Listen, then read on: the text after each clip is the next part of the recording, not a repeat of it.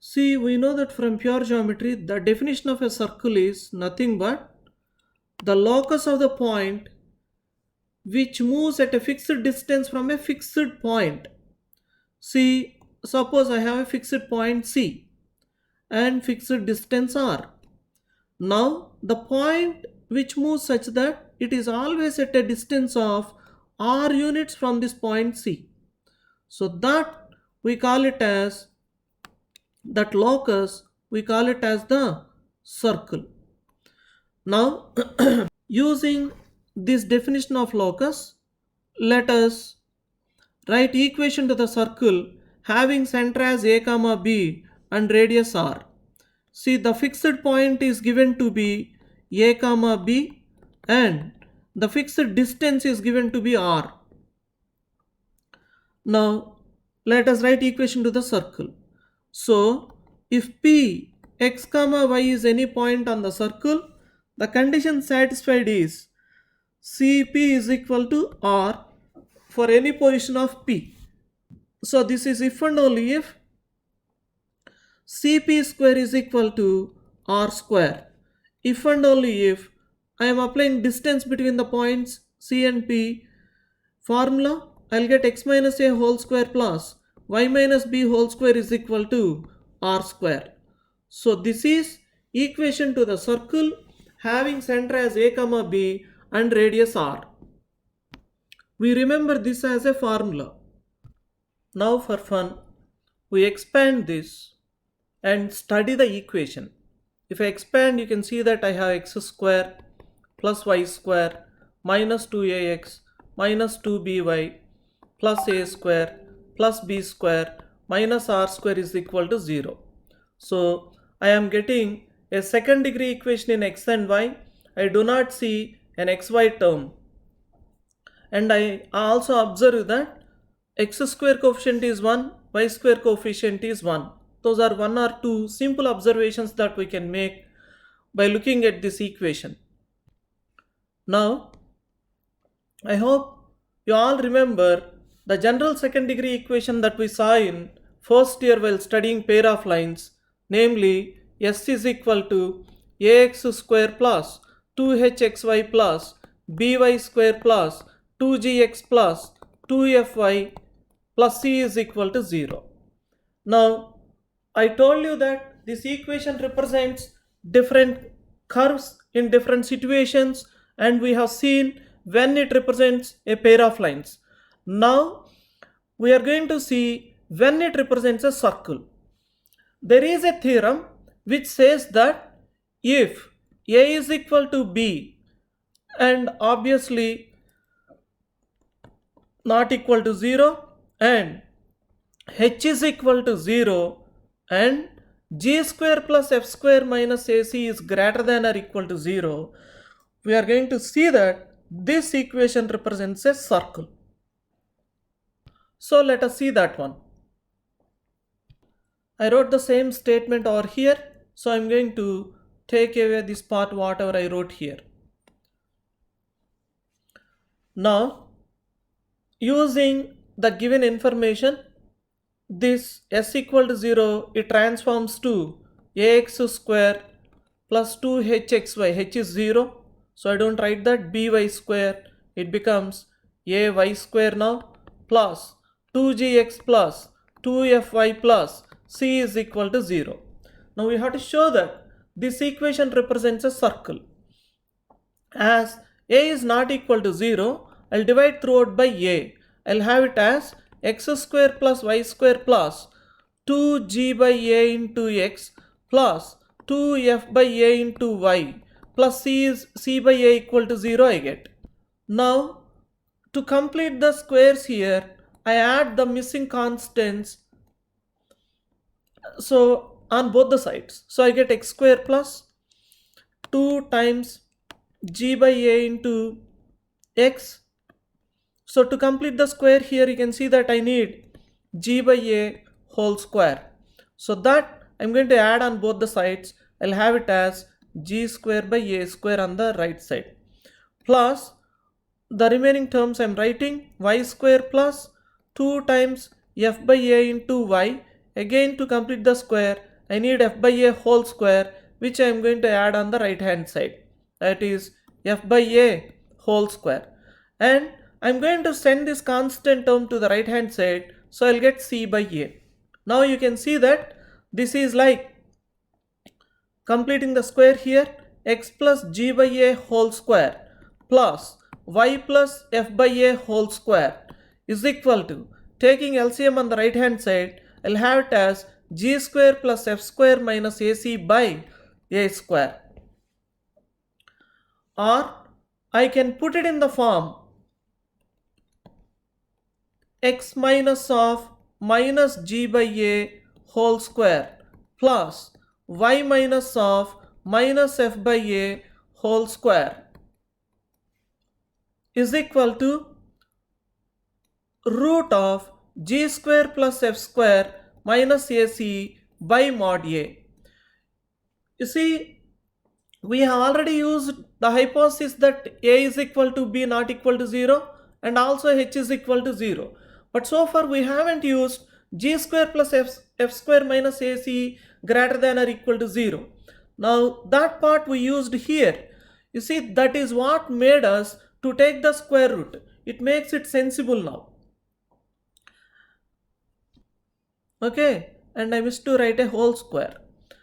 Now if I compare this equation with the equation that we have seen above, you can observe that this is nothing but equation to the circle having center as minus g by a comma minus f by a and the radius as g's root of g square plus f square minus ac by mod a. Hence we proved that if a is equal to b not equal to 0 and h equal to 0 and g square plus f square minus ac is greater than or equal to 0, then s equal to 0 represents a circle. And also we observe that it will have center as minus g by a comma minus f by a and the radius as root of g square plus f square minus ac by mod a. Okay, so not only we remember this statement as a theorem, but also we remember that when this represents a circle, then it will have center as minus g by a comma minus f by a and the radius as root of g square plus f square minus ac by mod a. Both these things we remember. Here I want you to observe that this can be equal to 0. Now if this is equal to 0, g square plus f square minus ac equal to 0, then the radius of the circle will be equal to 0. Then the circle is nothing but a point circle. So every point is a circle with radius 0. Now one more very important thing is, actually though I proved the statement taking only if here, but usually the statement is taken as if and only if. The statement is true other way also, in the sense that if this equation represents a circle, then it can be proved that a is equal to b not equal to 0, comma h is equal to 0 and g square plus f square minus ac is greater than or equal to 0. I am not interested in the proof of this statement, so I am not going to discuss it. In your textbook, he has given a proof for this, but after getting a little maturity, you are going to see that it has logical drawbacks, therefore it is not a proof at all. I am not interested in giving a proof nor explaining the proof the way he did in the textbook, as I don't like it. But we use this statement as if and only if. That means if we are given that this is a circle, then we take that a is equal to b not equal to 0, h equal to 0 and g square plus f square minus ac greater than or equal to 0. And conversely, if we are given the equation together with these conditions, then we can say that the equation s equal to 0 represents a circle. So when s is equal to 0, that is ax square plus 2hxy plus by square plus 2gx plus 2fy plus c is equal to 0 represents a circle. We have a equal to b not equal to 0, h equal to 0, and g square plus f square minus ac is greater than or equal to 0. So using this information in this equation, I have it as ax square plus ay square plus 2gx plus 2fy plus c is equal to 0.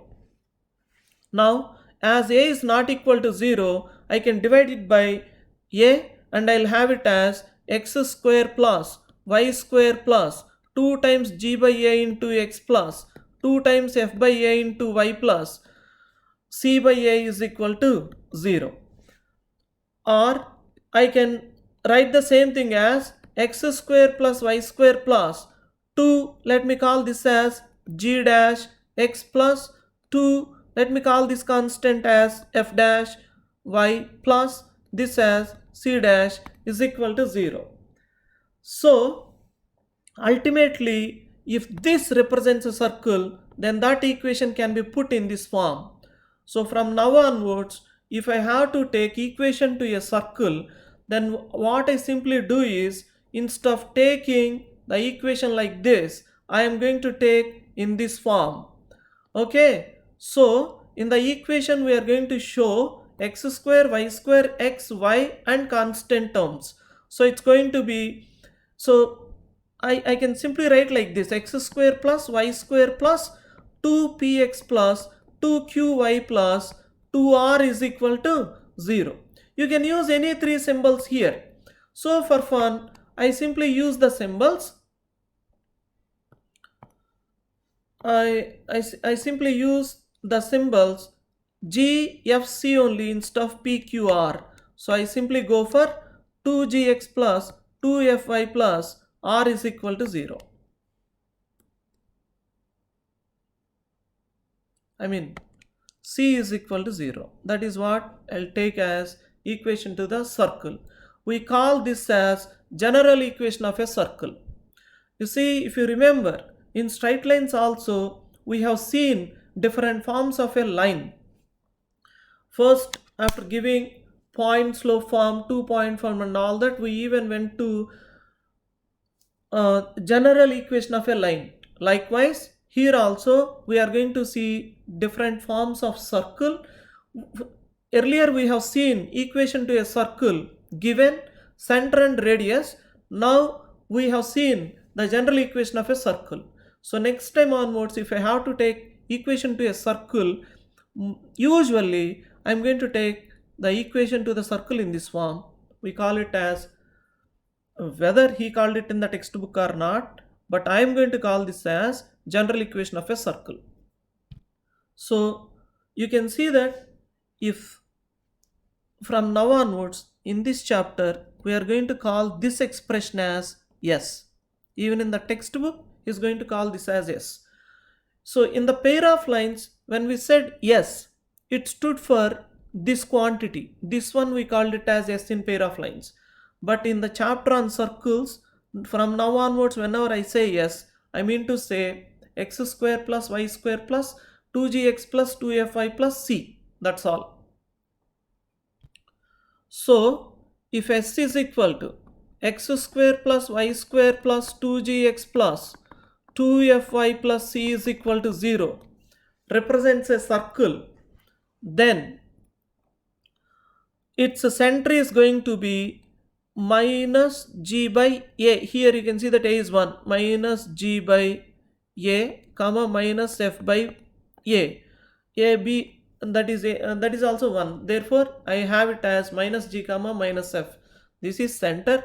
And the radius, earlier I told you to by heart it as a formula. It is root of g square plus f square minus ac by mod a. That's what we have seen. Now you can see that here it becomes g square plus f square minus c, simply because here a is equal to 1. Therefore, if this represents a circle, then this is the center and this is the radius. We by heart these two as formulae. Let us see equation to a circle having center at the origin. So center 0, 0 and radius say r. Then using that formula, x minus a whole square plus y minus b whole square equal to r square. Here it is x minus a whole square plus y minus b whole square is equal to r square. So see, when we have to take equation to a circle, you cannot take the equation like this. By taking like this, you are saying that that circle is going to have center at the origin. They just asked us to take equation to a circle, but they did not mention that its center lies at the origin. So we should not take in this form, but we should take in the general form s is equal to x square plus y square plus 2gx plus 2fy plus c is equal to 0. Like this we have to take equation to a circle. If you know that its center lies at the origin, or if it is okay to consider the center at the origin, then you can take equation to the circle like this. Otherwise, you should take it in the general form. See, this is a solved example from your intermediate textbook, which is a useful one. This equation is there.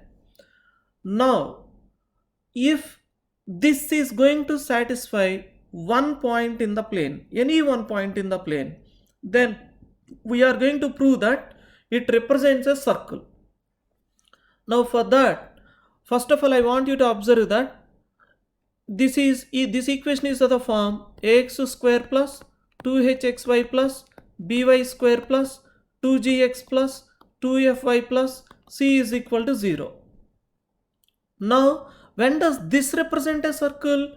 When a equal to b not equal to 0, h is equal to 0 and g square plus f square minus ac greater than or equal to 0. Now, if I observe what conditions this equation is satisfying, I have a is equal to 1, b is equal to 1, not equal to 0 obviously. And the coefficient of xy term is not there, means h equal to 0 is already there in this equation. What else I need? I need this to be greater than or equal to 0. So coming to this equation, I'll have it as g square plus f square minus c greater than or equal to 0. So to show that this represents a circle, all that left is to show that g square plus f square minus c is greater than or equal to 0. So we remember this point also. S equal to 0 represents a circle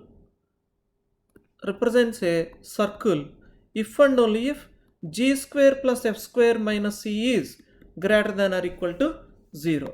We remember this point as formula. Now coming to the statement here, if this satisfies at least one point in the plane, I have to show that it represents a circle. So for all this, it is enough if I show that g square plus f square minus c is greater than or equal to 0 if this satisfies a point in the plane. Suppose alpha comma beta is a point satisfied by this equation. So I have alpha square plus beta square plus 2g alpha plus 2f beta plus c is equal to 0 is there. Now I complete the squares using these two and using these two. So what I get is alpha plus g whole square. I added a g square extra, so I subtract a g square plus beta plus f whole square. So to balance, I subtract f square plus c is equal to 0 I have.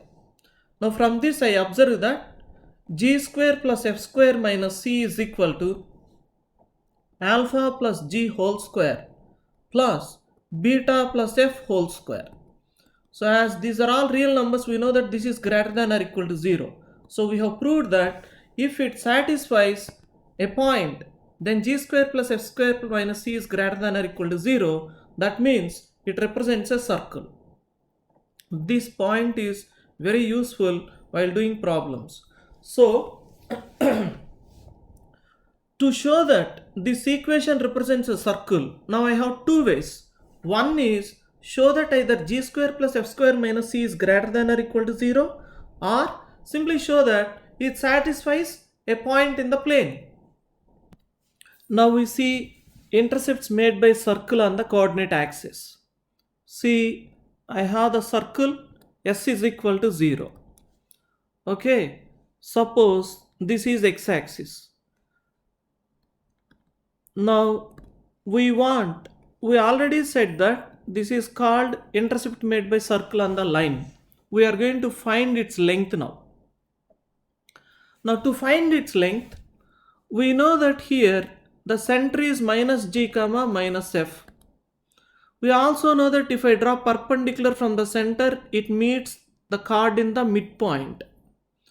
So if this is AB and this, if I call it as n, then AN is equal to BN. Now this is radius. So obviously distance from the center to x-axis is nothing but mod f, and this is the radius. We know it is nothing but root of g square plus f square minus c is the radius. So as it is a right angle triangle, applying Pythagoras theorem, I have AN is equal to root of g square plus f square minus c minus f square I get. So it will be root of g square minus c. Now AB is what we want. It is nothing but 2 times root of g square minus c. So that is the length of the intercept made by the circle s equal to 0 on the x-axis, or sometimes they lazily call it as x-intercept. And similarly, you can prove that the length of the intercept made by s equal to 0 on the y-axis as 2 into root of f square minus c. I want you to by heart these two things as formulae. See, sometimes what happens is, suppose I have a circle x square plus y square plus 2x minus say 22y plus 4 is equal to 0 is there. Now say they asked us to find the x-intercept, the length of the x-intercept made by the circle on the, the length of the intercept made by the circle on the x-axis. The formula is 2 into root of g square minus c. You can see that 2g is 2, that means g is 1, g square minus c. So you can see that inside I am getting a negative number. So don't get scared by seeing a negative number, don't adjust also. It means that the circle is disjoint from the x-axis, it is not intersecting the x-axis. Similarly, while calculating the length of the intercept made by circle on the y-axis, there also under the square root, if you get a negative number, it means that the circle is not intersecting the y-axis. Now, incidentally, it is interesting to observe that if the circle touches the x-axis, then length of the intercept will be equal to 0. That means 2 times root of g square minus c is equal to 0, and from this I get g square is equal to c. Similarly, if the circle touches the y-axis, we have f square is equal to c. Now these are also useful while doing problems. Now suppose we are given a circle s equal to 0 and we are given a line. This line equation is given. We want the length of the intercept. Now we do the same thing the way we have done just now. What we do, we know that its center is minus g comma minus f. We know the radius is root of g square plus f square minus c. We know that from the center, if we draw perpendicular, it meets in the midpoint, say n. You can find this perpendicular distance because we know its equation.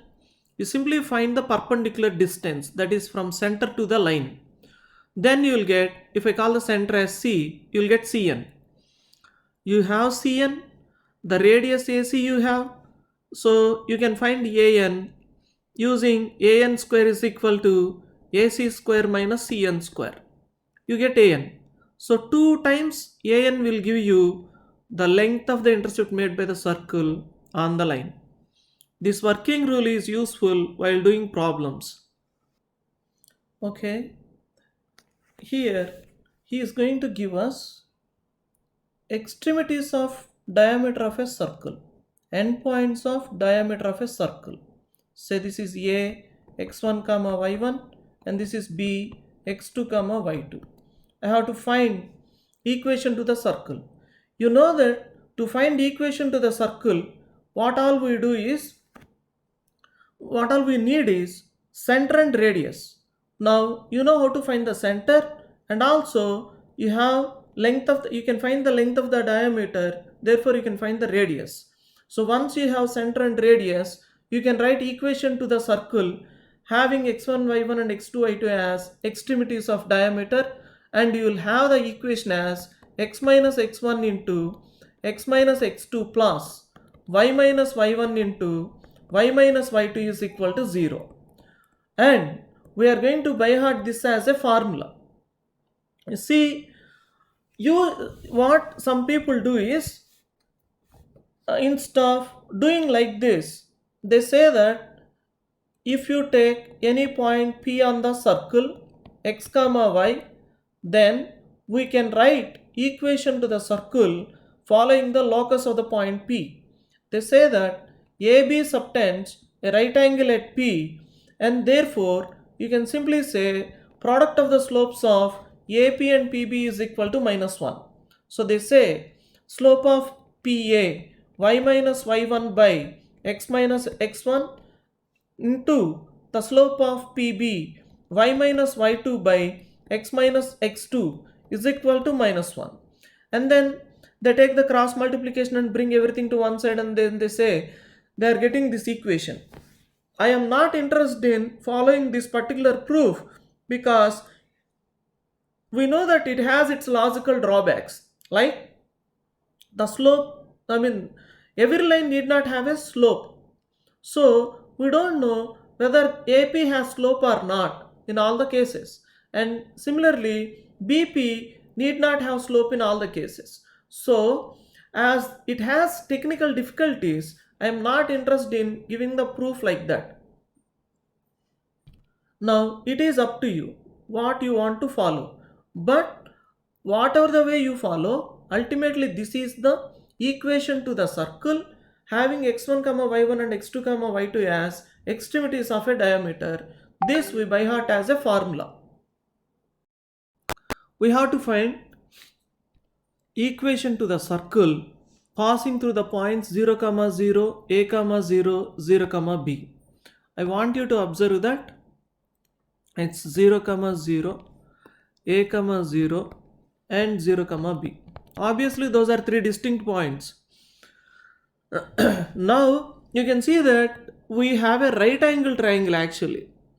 So we know that if it is a right angle triangle, then the required circle is nothing but circumcircle of this triangle, and the hypotenuse becomes the diameter of the circle. Therefore we simply use the above formula. The above formula says that if you have these as extremities of diameter, then equation to the circle is x minus x1 into x minus x2 in x2 plus y minus y1 into y minus y2 is equal to 0. So you get this as x square plus y square minus ax minus by is equal to 0. So if you can simply by heart this as a formula. Last point for this video, parametric equations of a circle. Suppose I have a circle having center as a comma b and radius as r.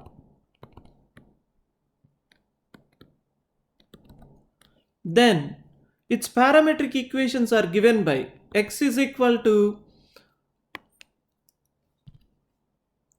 a plus r cos theta and y equal to b plus r sin theta.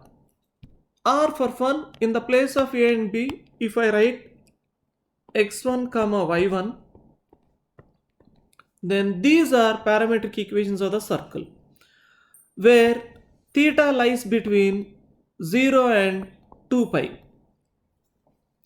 Probably this is reminding you the equations that you have seen in straight lines, parametric equations of line.